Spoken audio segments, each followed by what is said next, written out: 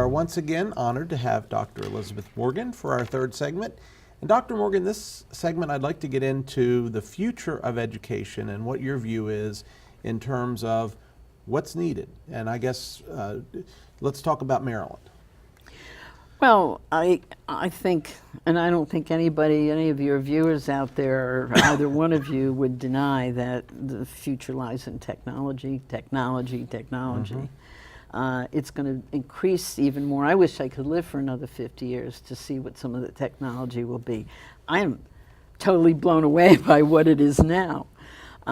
Just something as simple as Facebook. It's just amazing to me. It really is just amazing. But I think the future is going to be technology laden. I think there are going to be programs, there's going to be equipment, there's going to be possibilities for kids to learn with kids all over the world through technology.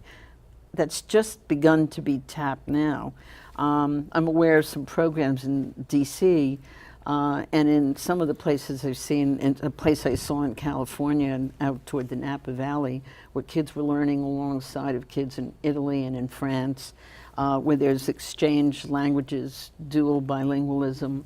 And they're in a classroom together during that period of time, even though those kids may be on the other side of the world. Wow. So that's your school without walls? Well, that's part, yes, that's one of the concepts of school without walls. I think we're going to go more toward a personalized approach. You were talking about big schools earlier. The big school building is still going to serve its purpose, and I think kids will come together for certain classes, but I think kids will also be learning in what I would call pods.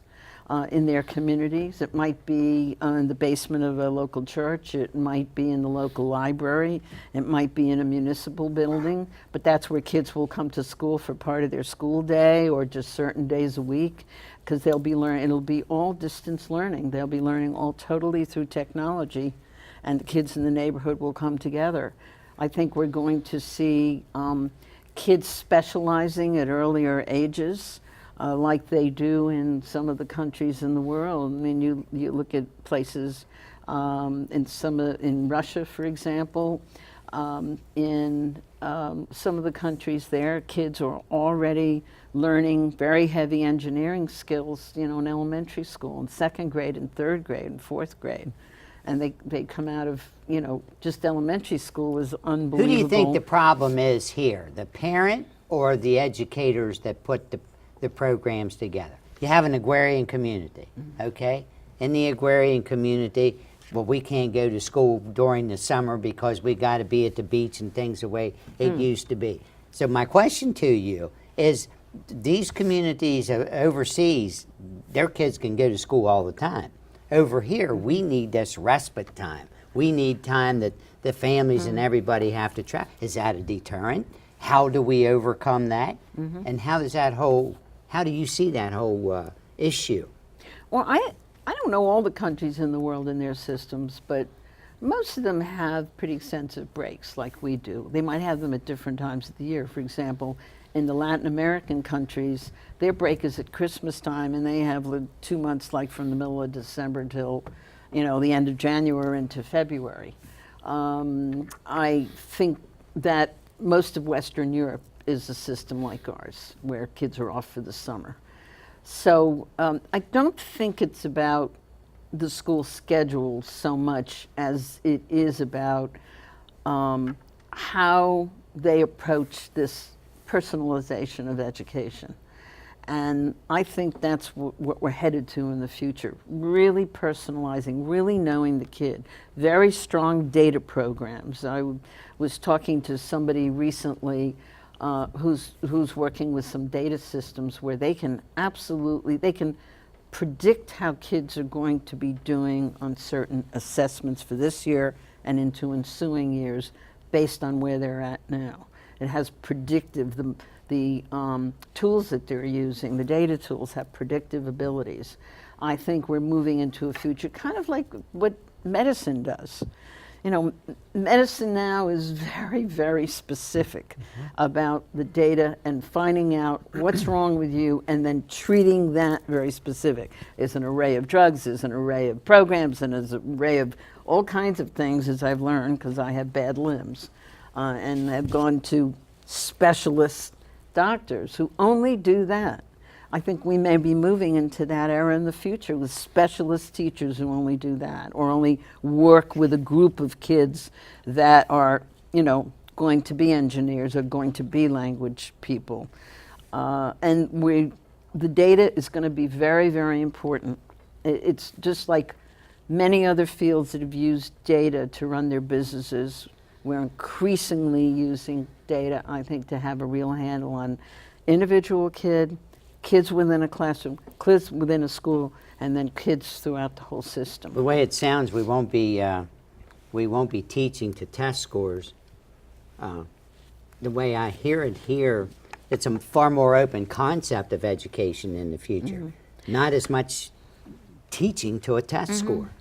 Well, maybe not. I mean, I hear a lot of criticism of schools and saying, oh, they're just teaching to a test score.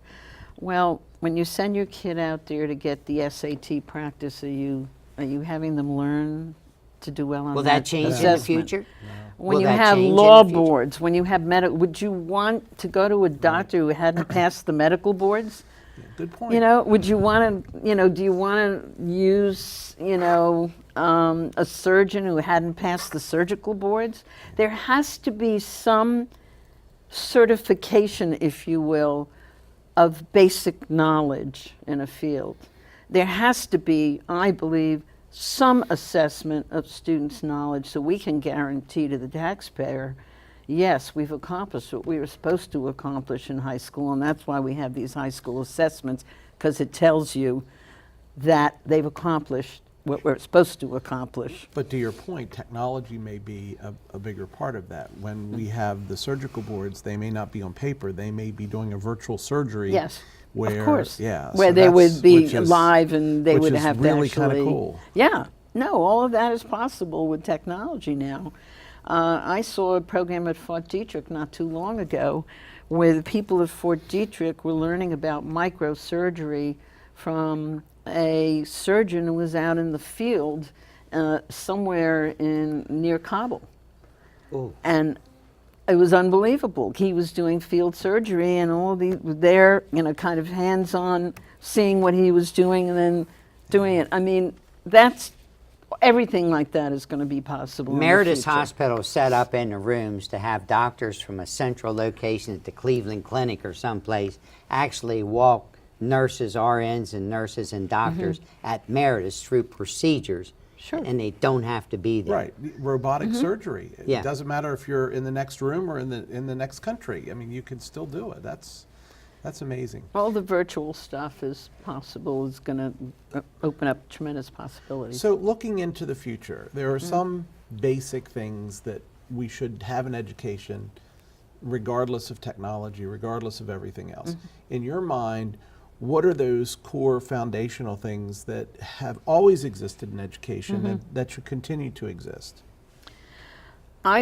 Well, there's so many core things. We've expanded now into, understanding civility and having kids understand how to treat other people and all of those things that are very important. But as far as the academics, I still believe, and to this day,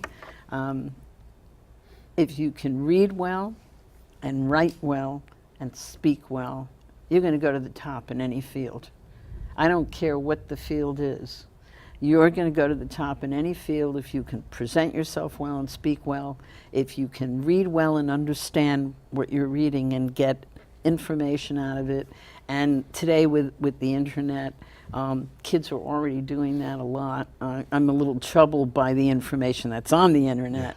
It's not all accurate, and writing well is still going to be, I think, very important in the Back future. to what you just said, I thought you would go in another direction, but you're talking about accuracy on a Google search, so to speak. There is inaccurate information out there, a lot of it. Well, I was talking about how kids now are used to getting information through reading. Yes. And to some extent researching. When they go on the internet, that's what they're doing. But there's so many other skills that I think are important. Tech skills. We're going to really start teaching tech skills very early in kindergarten. I think kids will need to come out of kindergarten word processing, because that's a basic for existing in the world today. So teaching those skills at much, much earlier levels, I think that's going to be very important. And I think kids who know how to problem solve, kids who know how to work in a team. My daughter, I've watched her in these she's in her 30s, and I've watched her in these various jobs that she's been in. And it's all teamwork. Mm-hmm. And you have this team, and they tackle a problem, or they do a certain project, and then you disband and you move into another team. She's in this team today, and the next week she's going to be in another one, different project. Just being able to work with all kinds of people from all different kinds of backgrounds, and understand that that's the way work is done today. You know, the era where you sit in, she doesn't even have an office. She hasn't had an office in years. They just have workstations, and wherever you land yourself with your laptop. That whole era of the isolated person in their own office is over. I've been really amazed by that myself. Do you wish you were just starting your educational career? Or are you glad that you were at that time that you were? Well, I had a wonderful run. I wouldn't want to go back, but if I could wave a magic wand and start my educational career now with what's happening in education in the world, it'd be wonderful. But if I could wave the magic wand, I'd be 20 again. So well, there's certainly a lot to be excited about, especially in there Maryland. is. Especially in Maryland. There is. We have a wonderful educational state, and I hope that people in the state, people in Washington County and Frederick, wherever, appreciate it, because I can tell you from having traveled the country when I worked for America's Promise, I was really I was appalled at some of the conditions I saw in the teaching levels, but really happy that I was proud to be in a state that I think delivers education, really good education. Do you see educators being taught differently in the future? They already are being taught differently. The ways, they student teach, and different approaches now for, they've already really brought down student teaching to like the first year, instead of waiting till the fourth year and you discover, I'm in my senior year and I don't really like this. Mm-hmm. They're doing training teachers very, very differently now. Training teachers also for to be in urban settings, to work with kids who have issues. Technology is extremely important. All of the teachers being trained now are using smart boards, and just trained very early on in their training and the use of technology in the classroom. Excellent. Well, Dr. Morgan, thank you for joining us this evening. It has been delightful. Thank you for having me. And I know that our audience will thoroughly enjoy this. And I hope you'll come back again at some point. Well, I'd love to come back. Excellent. Coming up next on the flip side, it's Fast Five. Stay tuned. We're back in 3 minutes.